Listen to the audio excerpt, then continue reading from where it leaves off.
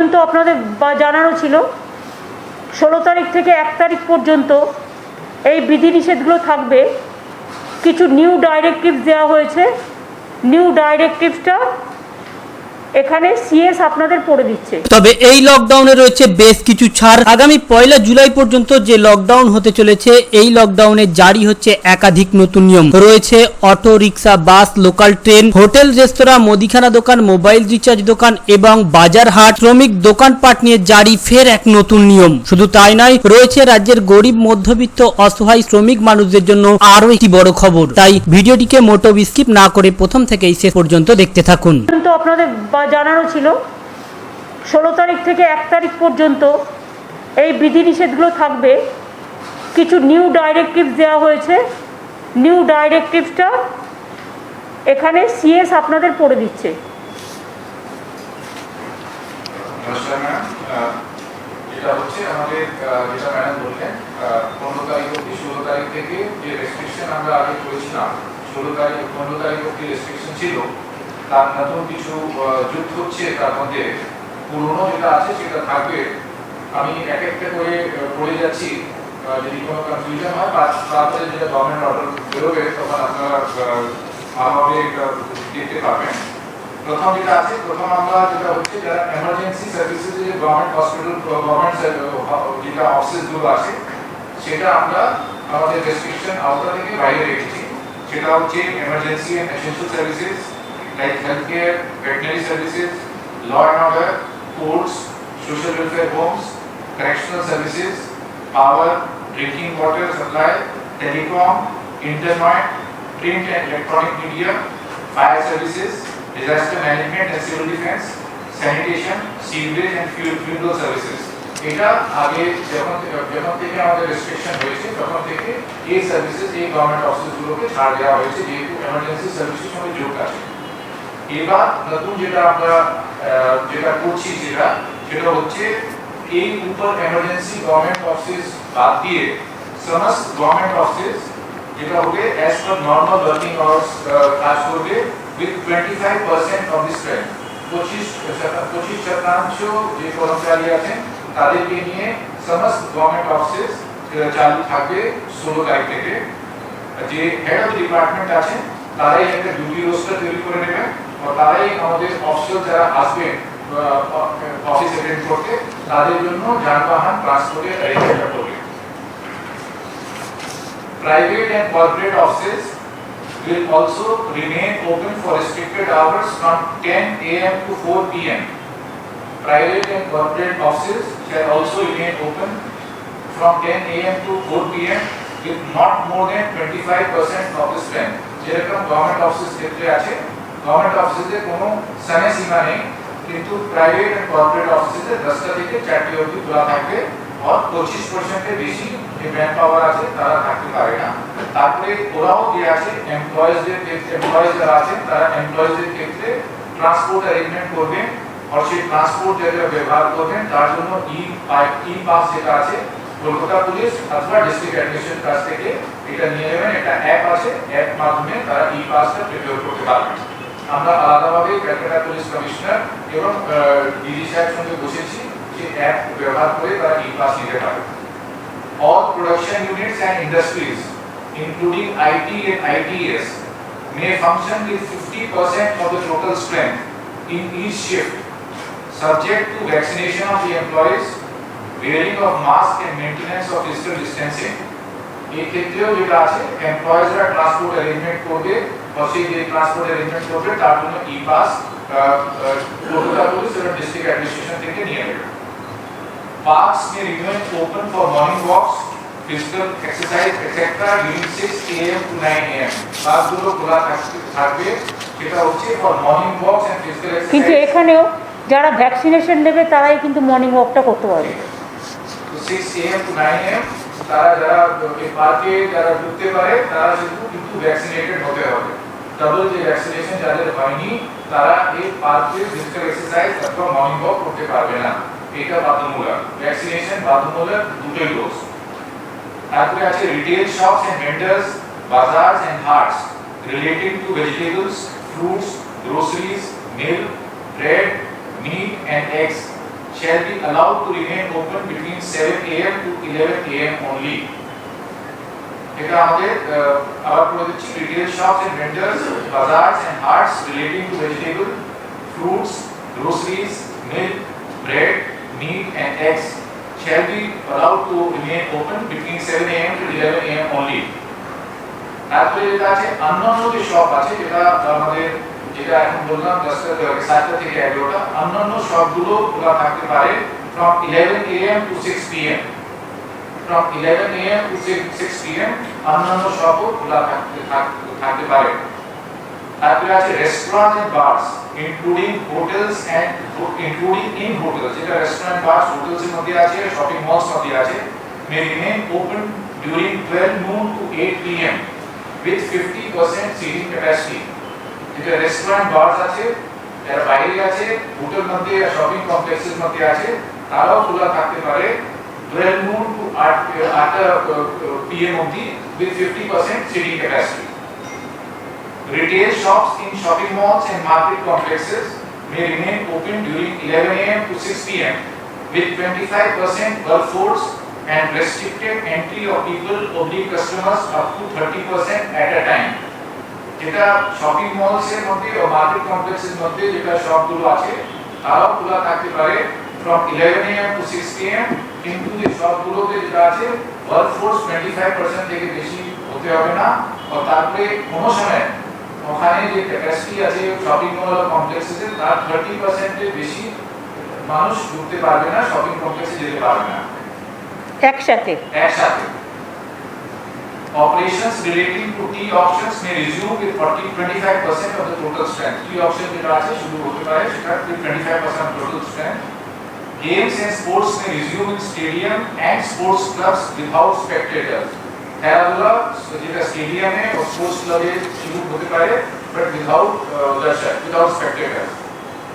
তারপরে যেটা হচ্ছে indoor and outdoor shooting and associated activities related to TV programs and cinema may resume with not more than 50 persons per unit at a time.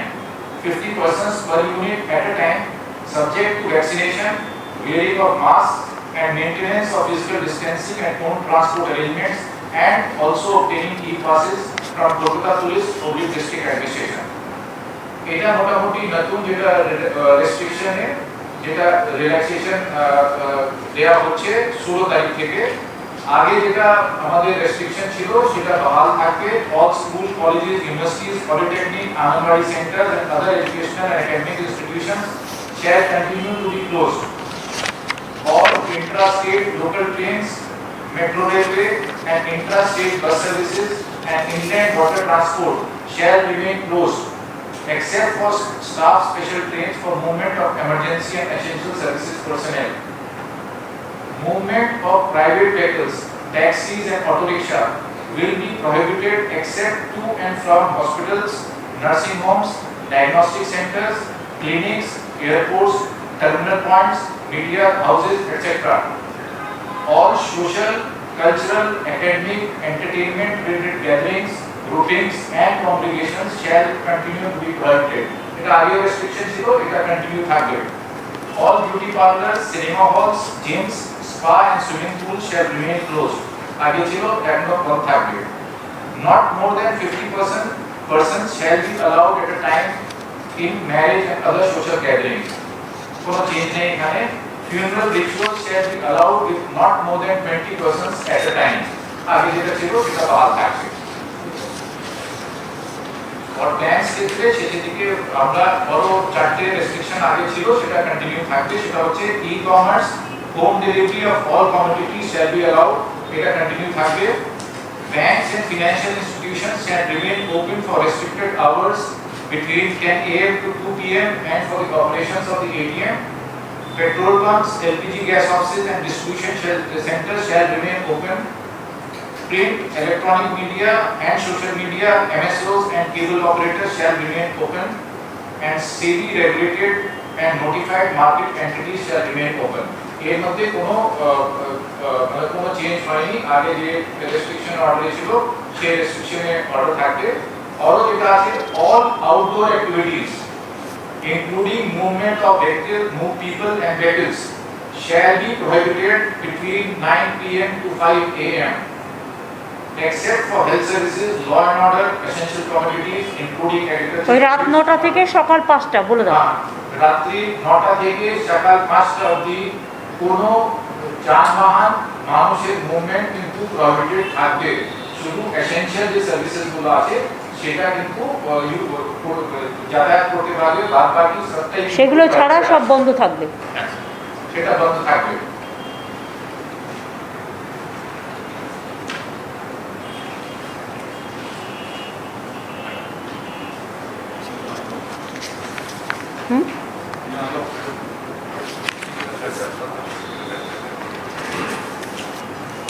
শুনলেন আমাদের chief secretary বললেন কিছুটা directive new directive দেওয়া হয়েছে, যাতে কিছুটা ছাড় দেওয়া হয়েছে, অন্তত একদম পুরো বন্ধ থাকার থেকে কিছুটা 25%, 50% অনেক জায়গায় অ্যালাউ করা হয়েছে। দোকানগুলোও খুলে রাখার জন্য অ্যালাউ করা হয়েছে, যাতে তার বিজনেসও পায়, তার খাবার দাবার বন্ধ না হয়। সুতরাং আর 9টা থেকে 5টা পর্যন্ত সব কিছুই বন্ধ থাকবে। আর অফিসগুলোর ক্ষেত্রেও বলে দিয়েছে, যে ইন্ডাস্ট্রির ক্ষেত্রেও বলে দিয়েছে, যারা ইন্ডাস্ট্রিতে 25% বা 50%, যেটা আইটি ইন্ডাস্ট্রি বা গভর্নমেন্ট ওয়ার্কফোর্স, তারা নিজেরাই নিজেদের ট্রান্সপোর্টেশন অ্যালাউ করবে এবং তাদের প্রত্যেককে ভ্যাকসিনেটেড করতে হবে, এই আর কি। আর টেলিভিশন শুটিং, সিনেমা, এরা সবাই আমাদের রিকোয়েস্ট করেছিল, আমরা 50 জনের মধ্যে করতে বলেছি, প্রোভাইডেড তাদের সবাইকে ভ্যাকসিনেটেড হতে হবে এবং তাদের মাস্ক পরতে হবে, স্যানিটাইজ করতে হবে, এইগুলো থাকবে।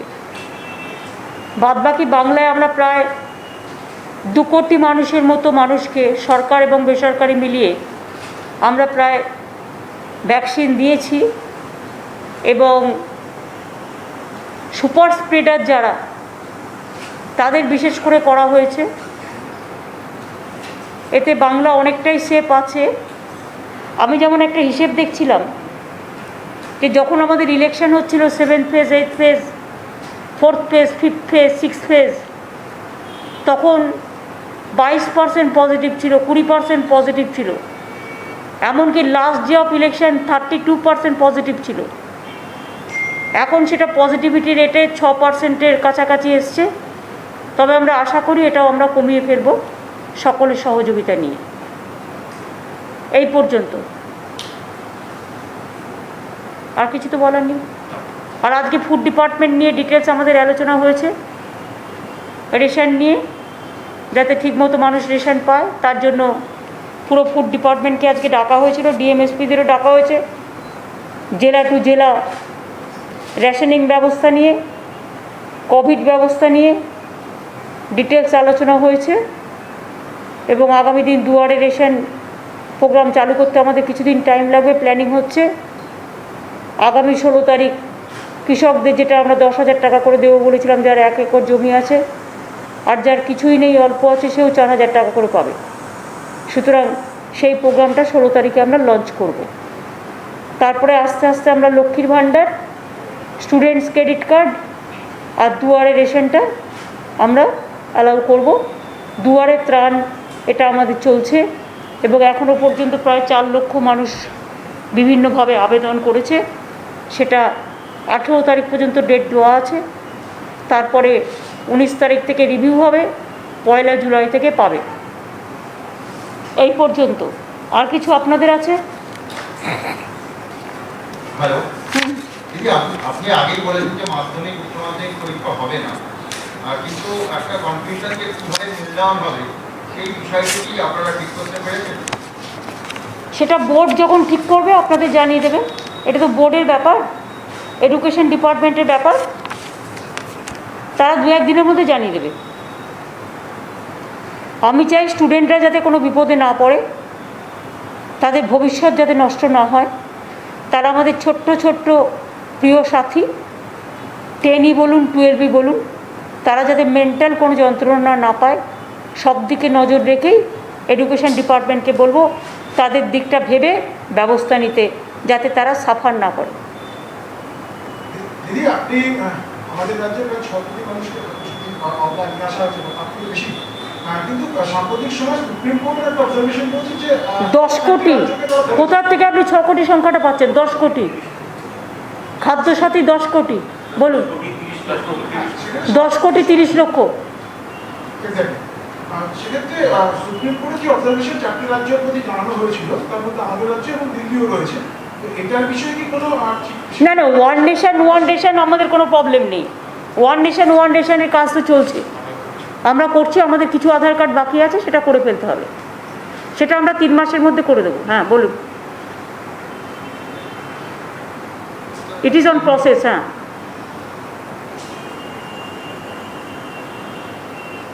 দিদি, উত্তরবঙ্গের বেশ কিছু বিজেপি নেতাদের তরফে একটা দাবি করা হচ্ছে কেন্দ্রের কাছে যে উত্তরবঙ্গকে আলাদা করে কেন্দ্রশাসিত অঞ্চল করা হবে। তারা এই দাবিটা করছে কেন্দ্রের কাছে। এ মনে হচ্ছে যেন মহারানী নিজেই রাজ্যে নিজেই আর কি নিজের ঘরের অলংকার বিতরণ করছেন, যেন দেশটাকে এইভাবে মনে করছে বিজেপি। এত সহজ? উত্তরবঙ্গ দক্ষিণবঙ্গে পার্থক্যটা কোথায়? আর একটা কথা বলি, পশ্চিমবঙ্গ ইজ পশ্চিমবঙ্গ, দক্ষিণবঙ্গ পশ্চিমবাংলার মধ্যে, উত্তরবঙ্গ পশ্চিমবাংলার মধ্যে। কোনো রকম ডিভাইড অ্যান্ড রুল আমরা করতে দেবো না, এবং এগুলো রাজ্য সরকার অনুমতি ছাড়া করা যায় না। বিজেপি যদি মনে করে যে আমি জলপাইগুড়িটা বিক্রি করে দেবো, অত সস্তা নয়। বিজেপি যদি মনে করে আমি আলিপুরদুয়ারটা বিক্রি করে দেবো, অত সস্তা নয়। বিজেপি যদি মনে করে আমি কুচবিহারটা বিক্রি করে দেবো, অত সস্তা নয়। বিজেপি যদি মনে করে আমি দার্জিলিংটা বিক্রি করে দেবো, অত সস্তা নয়। নিজেরা দিল্লি সামলাতে পারে না, কেন্দ্রীয় শাসিত অঞ্চল মানে কি? কাশ্মীরের মতো মুখ বন্ধ করে রেখে দেওয়া, তাদের নজরবন্দি করে রেখে দেওয়া, তাদের মুখ বন্ধ করে রেখে দেওয়া, তাদের অধিকার কেড়ে নেওয়া, তাদের সম্পত্তির অধিকার, তাদের বাঁচার অধিকার, এবং বাংলাটাকে টুকরো টুকরো করে দিয়ে কার স্বার্থ সংশ্লিষ্ট করবে? কদিন আগে ইলেকশন হয়ে গেছে, এত বড় ধাক্কা খেয়েছে, এত বড় ধাক্কা খাওয়ার পরেও লজ্জা করে না? বাংলা ভাঙড়ের দিকে যারা তাকাবে না, বাংলার মানুষ তাদের উপযুক্ত জবাব দেবে। আর উত্তরবঙ্গ দক্ষিণবঙ্গ আমার দুটোই প্রিয়, বাংলার দুটোই কন্যা। উত্তরবঙ্গের জন্য আমাদের সরকার অনেক কাজ করেছে, এবং কোথাও কোথাও দক্ষিণবঙ্গের থেকেও উত্তরবঙ্গের কাজ বেশি হয়েছে। কি ছিল? কিছু ছিল না। আজকে সেখানে সেক্রেটারিয়েট হয়েছে, আজকে সেখানে আফ্রিকান সাফারি হয়েছে, বিশ্ববাংলা ক্রীড়া কেন্দ্র হয়েছে, আজ সেখানে পঞ্চানন বর্মা ইউনিভার্সিটি হয়েছে, আজ সেখানে জয়ী ব্রিজ হয়েছে, ভাওয়াই সেতু হয়েছে, আজ সেখানে আলিপুরদুয়ার কন্যা ডুয়ার্স কন্যা নতুন বিল্ডিং হয়েছে। কি হয়নি? গাজলডোবা থেকে শুরু করে, ভোরের আলো থেকে শুরু করে, তিস্তা শহর থেকে শুরু করে, কি হয়নি? সমস্তটা ঠেলে সাজানো হয়েছে। আর যারা কোনোদিন কিছু করলো না, শুধু মিথ্যে কথা বলে গেল, তারা চায় তার বিনিময়ে কেন্দ্রশাসিত অঞ্চল মানে দিল্লির পায়ে পড়ে দিল্লিকা লাড্ডু খাবে, নিজের জীবন, নিজের সমস্ত ভবিষ্যৎ বিক্রি করে দিয়ে। বাংলার মানুষকে পরাধীন করতে আমরা দেব না, উত্তরবঙ্গের মানুষকে পরাধীন করতে দেব না। তারা স্বাধীন, তারা স্বাধীনভাবেই থাকবে। বিজেপির এই দাবিকে আমরা ধিক্কার জানাই, এবং এটার মধ্যে নিশ্চয়ই ওদের কেন্দ্রের নেতারা আছে, তারা এত বড় সাহস ওদের হতে পারে না। আমি ওদের কেন্দ্রের নেতাদের বলি যে আগে দিল্লিটা সামলান, আগে দিল্লিটা কেন্দ্রটা সামলান। আজকে জিএসটির কর নিতে হচ্ছে, আজকে এমনকি কোভিডের যে সমস্ত ইনস্ট্রুমেন্ট, সেখান থেকেও জিএসটির ট্যাক্স নিচ্ছেন আপনারা। আর অমিত মিত্র বলতে গিয়েছিল বলে তার মাইকটাকে বন্ধ করে দিয়েছিলেন আপনারা। লজ্জা করে না? গণতন্ত্রে লোককে কথা বলতে দেন না। আজকে কি করে বেড়াচ্ছেন আপনারা? ইকোনমি শেষ হয়ে গেছে, ইন্ডাস্ট্রি শেষ হয়ে গেছে, এমপ্লয়মেন্ট শেষ হয়ে গেছে। আজকেও তো উত্তরপ্রদেশে এবিপি আনন্দের একজন সাংবাদিককে খুন করা হয়েছে নৃশংসভাবে। আমরা কন্ডেম করি এসব। বাংলা ভালো আছে বলে এত হিংসা কেন? বাংলা যা করতে পারে তা কেউ করতে পারে না। সাজিয়ে গুজিয়ে নাটক করে, কিছু ফলস ভিডিও করে, কিছু ফেক ভিডিও করে যারা বাংলাকে ডিফেম করে বেড়াচ্ছে, একদিন তাদের বুকে লিখে বেড়াতে হবে বিজেপি করি না, বিজেপি করি না, বিজেপি করি না।